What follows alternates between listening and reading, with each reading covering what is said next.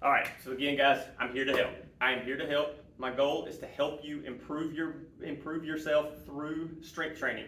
Today, I'm going to show you how to squat. I'm going to talk about some of the nuances behind it, and I'm going to help you squat without knee pain, without back pain.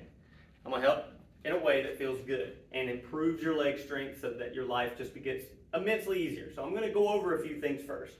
Now, anytime you're squatting, what I want you to get out of your head, squatting is not an up and down movement. So many folks, that's probably the biggest thing I've seen here is people knees just drive forward, and that's not right. You don't have to keep your torso upright. Your torso should be straight. You shouldn't be hunched. But I want you to watch as I come down in my squat here. So watch my hips go back. See where my positioning is?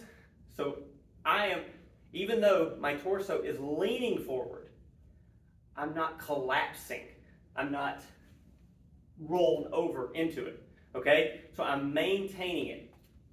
Now, when you set up with your foot position, take your feet, put them about shoulder width. Maybe put them right where your hips are and then take one little step out.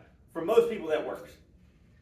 Then, the tiniest bit, turn your toes out. It's small, such a small thing, okay? Now, when you start this movement, I want you to envision right here. Start with the hips. So notice as I come, slight break to my knees, but my butt starts to drive back. You envision a toilet. Honestly, envision you're going to sit down on the toilet because we sit down on the toilet the right way. You don't just come straight down. You have to sit back. Okay? So, again, break at the hips. Notice my knees are breaking. That's good. They want to break. Then you start your straight down descent.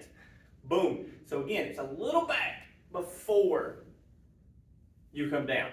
All right? Watch the knees. I'll show you this too. This from the front. So here's another problem I usually see. So as you come down, see the knees coming in. They call that valgus. Okay? It's just the legs collapse. Some women have more valgus than others. Men usually not as bad.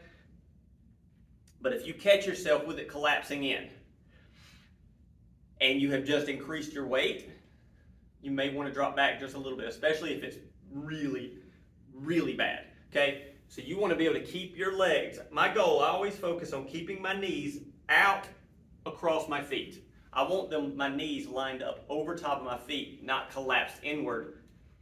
Think of a pole. Think of a post that's holding up something. You don't want that post bent, right? So if I'm bent here at the lower part of my leg as I'm squatting, putting a ton of stress on the inside of my knee. It's not going to feel good in long term, okay? So here, notice a little forward lean, a little hover, drive back up, okay? Now again from the side, hips back slightly, boom.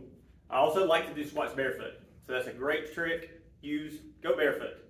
If you're barefoot, you can feel the ground. You don't have the cushion, the marshmallowy cushion that you're wobbling all around in, which isn't helpful. It's not helpful at all. It actually throws your brain out of whack. It does not know what's going on, so it's not good for us. You can also make sure, so let's say another thing, I'm sorry. Let's say you can't get as low as I get, all right? That's fine. That does not have to happen first. I have worked with 80-year-olds who have severe knee arthritis who were told not to squat. And we get them back squatting because it's fundamental for life. You can raise up. You can do a high box squat. So same positioning. Boom. You say, well, that's not a lot of range of motion. It's not yet. We have to load the tissues here first. Then pull one out, okay? And this happens over a period of weeks. It took me about a year probably to get most of my clients, especially older clients that have issues with their knees, to get to where they can squat to this depth. But our reasoning is, the reason why we do this is that for the rest of your life, if you want to remain independent, you're going to have to be able to sit down and get up by yourself. If this is happening,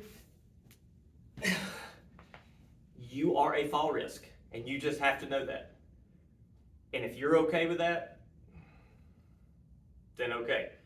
I guess you're just going to have to deal with what's coming. But I wouldn't be okay with it. I would work at, and it's as simple as doing these. Now, how do you do these, Andy? How often do you do these? You can do them every day. You can start by, if body weight is all you can handle at first, start with body weight, do 10 to 20 squats a day. That's it. But do them intentional. Don't just say, well, I get up and get down a lot, Andy. Great. Do them intentionally. Set up wherever you are. If you're high box, it's your 1. Boom. 2. Nice and controlled, slow and steady. Feel the musculature working, okay? And improve the overall movement. That is going to be your goal. So again, if you're struggling with your squats, if this helped you, shoot me some feedback, like and subscribe and all that stuff.